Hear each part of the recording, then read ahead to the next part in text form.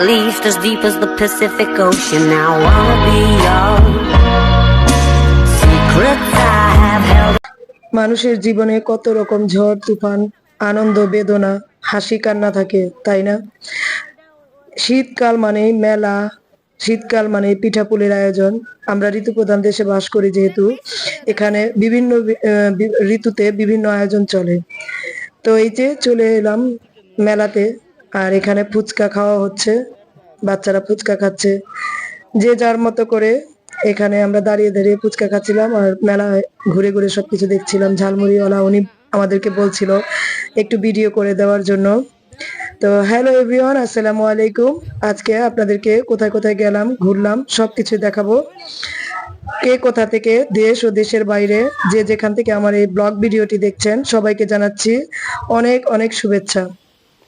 তো চলেন, এখানে চলে আসলাম মিনা বাজারে, কিছু টুকিটাকি বাজার করতে হবে। তো এই তো শীতকাল, এখানে ক্রিম লোশন সবকিছুই লাগে। তো বাচ্চারা চকলেট নেবে, ঘুরে ঘুরে দেখছিলাম বাজার কিছু নেব। আর এখানে চকলেট দেখে তো বাচ্চারা মানে বেশ উৎফুল্ল হয়ে বারবার বলছিল চকলেট খাবে। তো এই তো ক্রিম লোশন, শীতের যত জিনিস আছে এগুলো এখান থেকে টুকিটাকি নিয়ে নিলাম। এভাবেই ঘুরলাম মিনা বাজারের আশেপাশে। মেলা থেকে বেশি দূরে না, আমরা খুব কাছেই ঘুরে ঘুরে এগুলো দেখছিলাম আর কিনে নিচ্ছিলাম। আজকাল বিভিন্ন প্রসাধনী, বিভিন্ন প্রোডাক্টস বের হয়েছে। আপনার মিনা বাজার, স্বপ্নতে, আগোড়া, বড় বড় সুপার শপগুলোতে এগুলো পাওয়া যায়। আমরা বিশেষ করে যারা মহিলা ঘরে কাজকর্ম নিয়ে ব্যস্ত থাকি, সংসারের কাজকর্ম নিয়ে ব্যস্ত থাকি, এরা বেশিরভাগই দেখা যায় ঘরের জিনিসপত্র কেনার জন্য সুপার শপগুলোতে চলে আসি।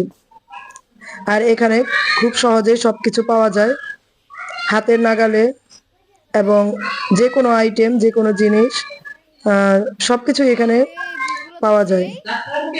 একটা জায়গায় যদি সবকিছু পেতে পারি তাহলে আর বাজারে যেয়ে কি করব, তাই না?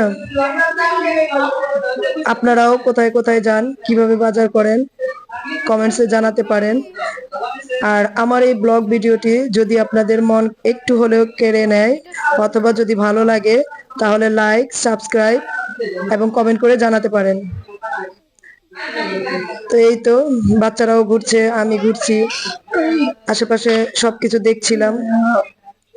সারাদিনের কর্মব্যস্ততার মধ্যে যতটুকু সময় পাই বাচ্চাদেরকে নিয়ে চেষ্টা করি একটু ঘুরে বেড়াতে। সব সময় তো আর বাইরে বের হওয়া হয় না। যখনই একটু বের হই তখনই দেখা যায় টুকিটাকি জিনিস কেনার ফাঁকে ফাঁকে বাচ্চাদেরকে নিয়ে একটু ঘোরাও হয়। আর বিশেষ করে বিকেলের দিকে তো বাচ্চারা একটু বের না হলে শহরের বাড়িতে একটু বোর ফিল করে। তো এই আর কি, স্কুলও বন্ধ যেহেতু, বাসায় থেকে বাচ্চারা খুব অস্থির হয়, বিরক্ত করে, তাই একটু ঘুরতে নিয়ে চলে আসি। আমার কাছে মিনা বাজারের বিভিন্ন আইটেমের জিনিসের মধ্যে তেল, ঘি, বাটার, মেয়োনিজ এগুলো খুব ভালো লাগে। আর খুব রিজনেবল প্রাইসেও পাওয়া যায়, যে কারণে আমি এখান থেকে নেই। আর এখান থেকে ড্রিঙ্কস নেব। বাচ্চারা দেখছিল, আমিও দেখছিলাম ঘুরে ঘুরে কোনটা নেওয়া যায়। ওরা তো বেশিরভাগ দেখা যায় জুস, ফান্টা, 7 আপ এগুলোই পছন্দ করে। আর এখানে বিভিন্ন রকমের জুস, দই পাওয়া যাচ্ছে। আর ডেইলি প্রোডাক্টের জন্য তো কোনো কথাই নেই, যখন খুশি তখন এসে নিয়ে যেতে পারবেন। এখানে ছাড়ও দেয়, যেমন এখানে নুডলস এর উপরে ছাড় আছে, বিস্কুটের উপর ছাড় আছে। এই তো ঘুরছি, দেখছি, যা যা ভালো লাগছে নিচ্ছি।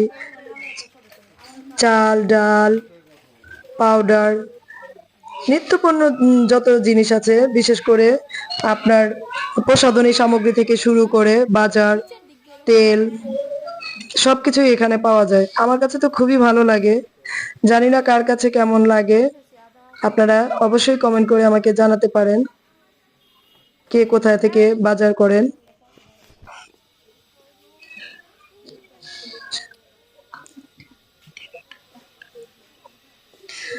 আমি এখান থেকে কিছু নুডলস নেব, যেহেতু আজকে নুডলস এর উপরেও কিছু ছাড় দিয়েছে।